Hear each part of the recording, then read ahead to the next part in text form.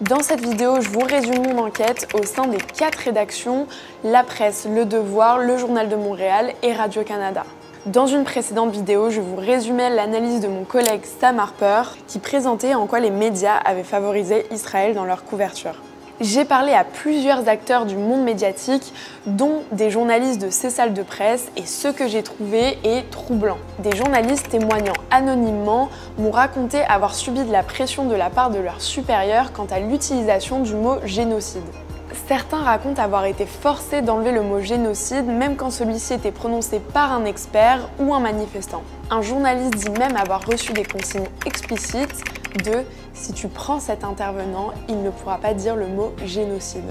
Les journalistes interviewés par Pivot s'entendent pour dire qu'ils n'utilisent pas le mot génocide pour décrire objectivement la situation, mais uniquement entre guillemets ou en l'attribuant à un groupe ou encore une instance reconnue comme Amnesty International ou la Cour internationale de justice. Mais pour une journaliste interviewée, il y a un double standard.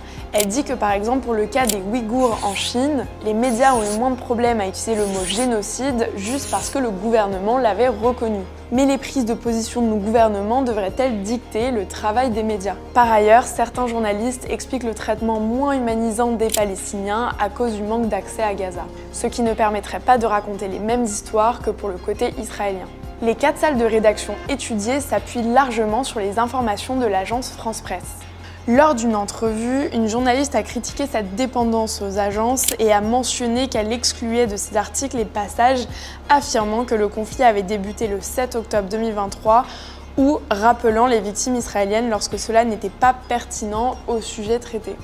Des organisations comme Honest Reporting Canada traquent des articles qu'ils jugent défavorables à Israël, déclenchant des vagues de courriels et des campagnes d'intimidation contre les journalistes. Plus de 380 journalistes canadiens auraient été ciblés depuis octobre 2023.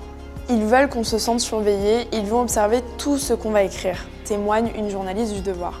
La Fédération professionnelle des journalistes du Québec dénonce ces pratiques comme une tentative d'intimidation menant à l'autocensure. Des journalistes disent aussi avoir ressenti de la pression de la part des militants pro-Palestine, mais l'une d'elles reconnaît que les lobbies israéliens ont beaucoup plus de moyens que les manifestants pro-palestiniens. En bref, les journalistes subissent des pressions internes et externes qui influencent leur couverture du conflit. Certains se battent pour une couverture plus équilibrée et d'autres, par contrainte ou par prudence, adoptent une approche qui se veut plus neutre mais qui s'avère être plus favorable à Israël.